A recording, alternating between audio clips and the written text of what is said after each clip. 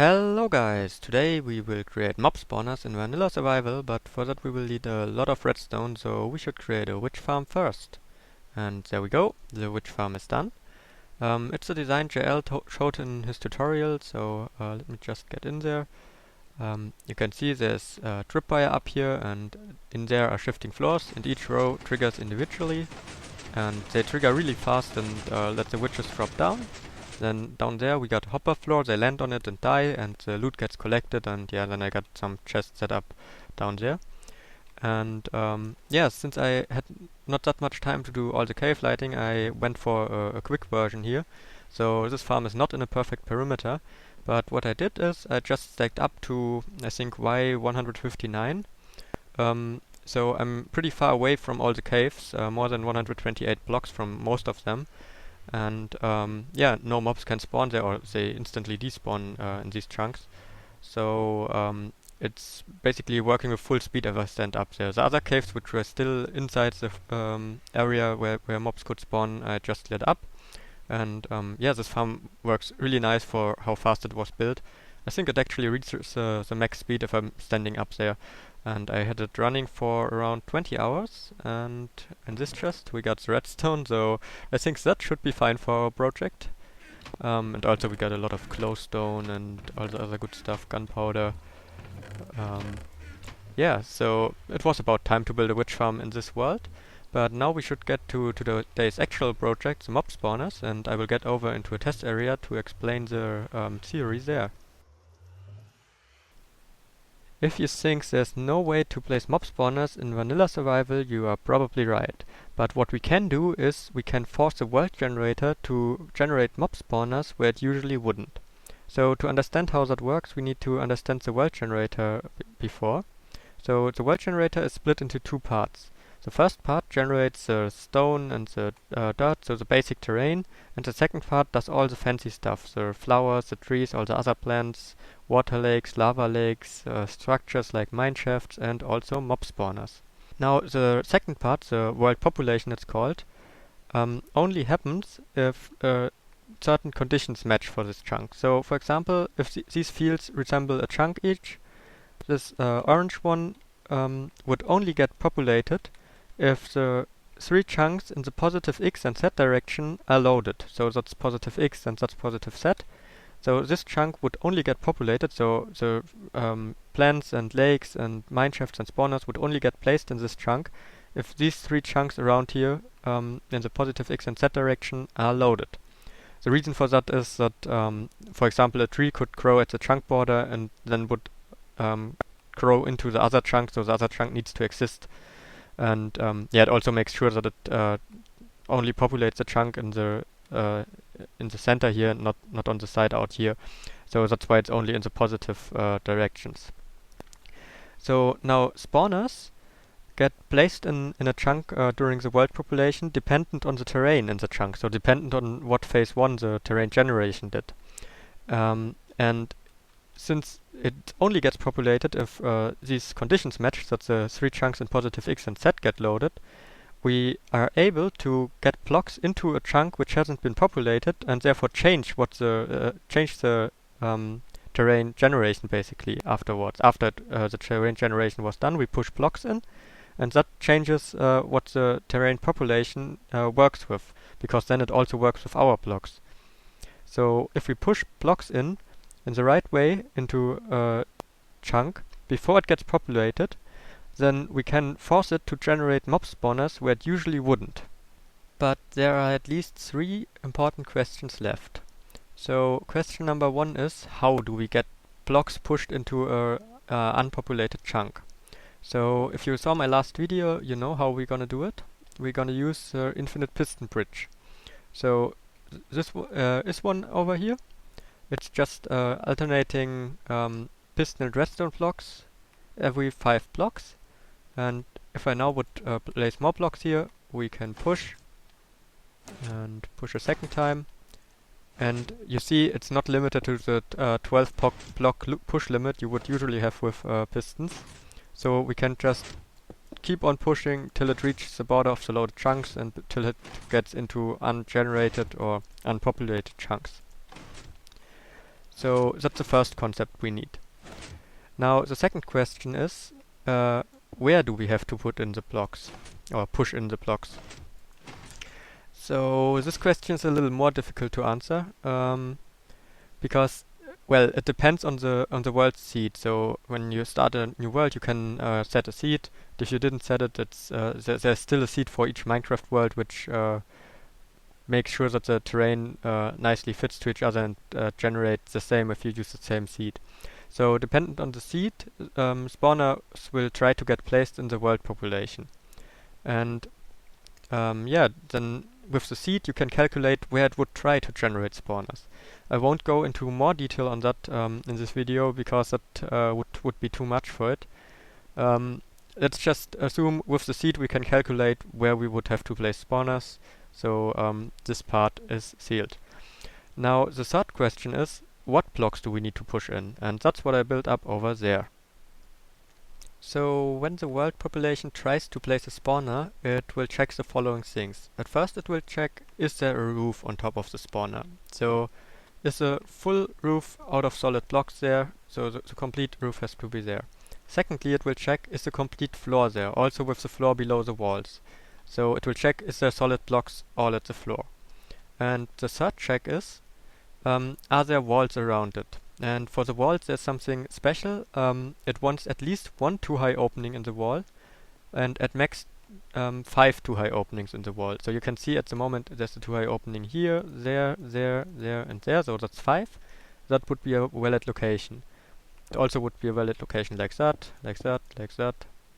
and also like that, and that would still be a valid location because there's one opening in the wall.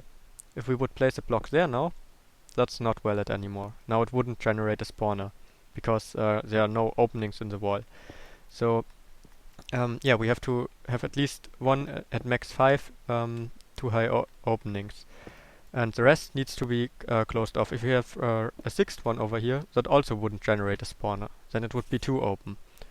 So yeah, it needs to be 1 to 5 openings in the wall. Also, the size of spawners can change. It's not always the same size. Sometimes the spawner have 2 blocks to the wall, and sometimes it's 3 blocks to the wall. And yeah, that also influences it. So if we have a huge spawner, we need to push in blocks which build the floor for a huge spawner. But basically all the checks stay the same, just that it's a little bigger, that we need to add 1 block on both sides to the roof and to the floor, and to the wall needs to be 1 block moved out. But other than that, the check stays the same. So that's a really basic theory, and I think we can start with building the project now. So let me get over to where I want to build it, and yeah, we will meet up there. Here we are. I built up this pushing thing. This will be the machine which we use to push in the the blocks for the spawner. So it's not really complicated redstone. It's maybe a bit messy, but it's just pushing here 6 times. So we use it by placing a redstone block on the one side and the piston on the other side, and then we just have to press a button over here, and it will push the redstone block and the piston, and then it will 5 times push in cobblestone, and we can just continue that. The cobblestone is just coming from a cobblestone generator down there. So yeah, it just moves it in, and yeah, now we could place the next piston, the next cobblestone, and keep pushing. But as I said in the sequence before, we need way more blocks than 2 in the spawner area to actually spawn it. So the reason why we only have 2 here is that Dan came up with a really smart design which allows us to push a whole spawner setup with only this small piston pusher. So we will have to build it up over here. It's a copra. It's a really smart thing. You will see. But also, I forgot to mention that before, in each chunk the game tries to place 8 spawners. So it's not hard to find double or triple or even quad spawners. So I got 4 of these setups here, and I will build a copra in front of every single one of these, and then we will hopefully get a quad spawner back there. That's the plan at the moment. And also the location where I do it is actually not far away from my base. So if you look over there in the corner, That's the mushroom farm. So yeah, and from here maybe 300 to 400 blocks out, we will have the spawners later. And that's actually ungenerated terrain back there because my mining tunnels go this way, so I have never loaded anything to the sides yet. Just the chunks in this direction got loaded because I always mine around there. But the chunks over there should be completely untouched. So yeah, I will now just build up the 4 copra heads and then we can continue.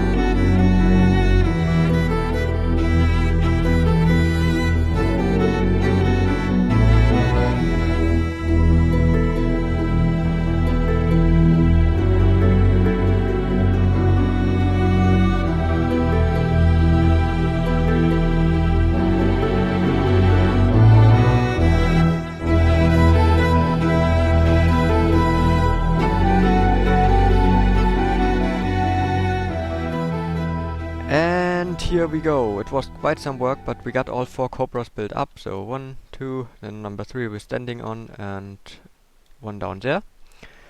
So yeah, these cobras will push in the whole spawner room I have built up here in front of the pistons by just pushing in the last 2 or the 2-byte bridge back there.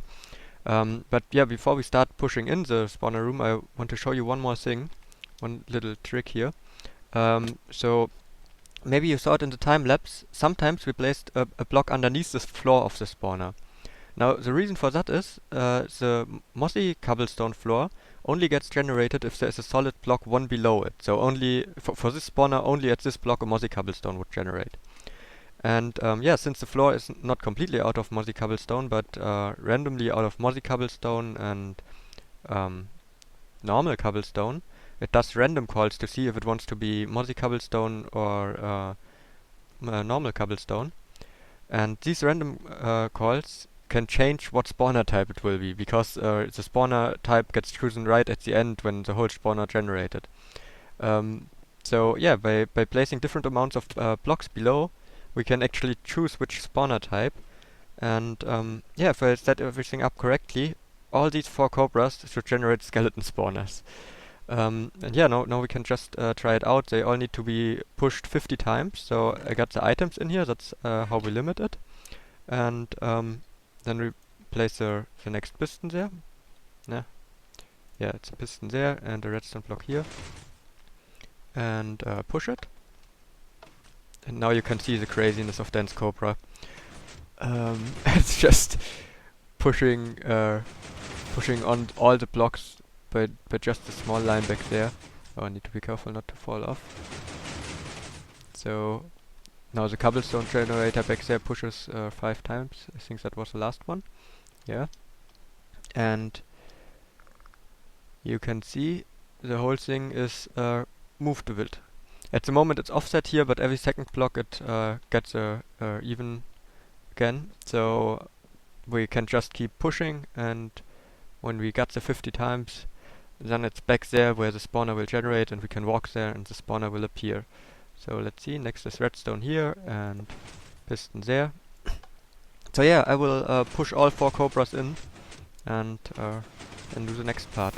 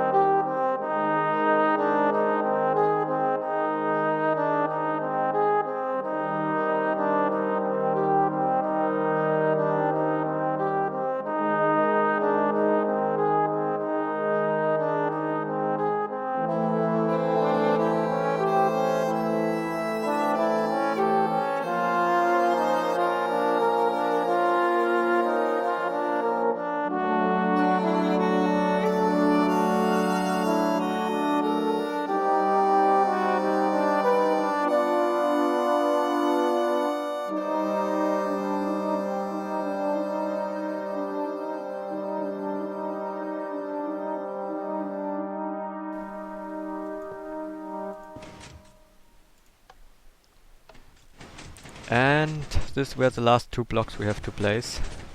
Now all the cobras are moved out to the maximum. So let's just wait a little bit till it's completely pushed out.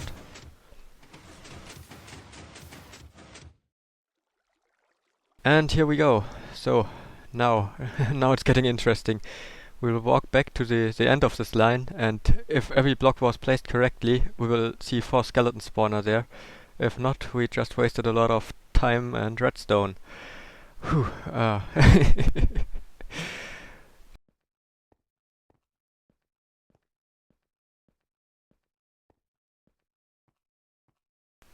Oh, there we can see the first part of the cobra head. Let's see, I don't see any spawners yet. Ah, they shouldn't have come at nighttime. Now the spawners will also just start spawning skeletons. So let's walk over the cobra. Whee. Is there a spawner inside? Yes! Yes! Let's light it up fast. Okay, up here there's a spawner. Let's check the other ones, or let's see what's in the chest. Ah, diamond horse armor. And golden apple. So yeah, and here you also can see there is a block below, where the block is below there is a mossy cobblestone, and everywhere else there is non-mossy cobblestone. So let's go down and kill the skeleton here. And go down to this one. It worked! It worked! All 3 spawners worked! And now I'm getting killed by skeletons. Don't blow my spawners up, creeper. We got a quad skeleton spawner, guys. Oh, and we got shot off. Alright, we are back up here at daytime now. And yeah, you can see all spawners are active if I stand here. This spawner is active, you see the particles in there. This one up there, and yeah, the one down there, you can imagine it's close enough as well. And the one right below us also.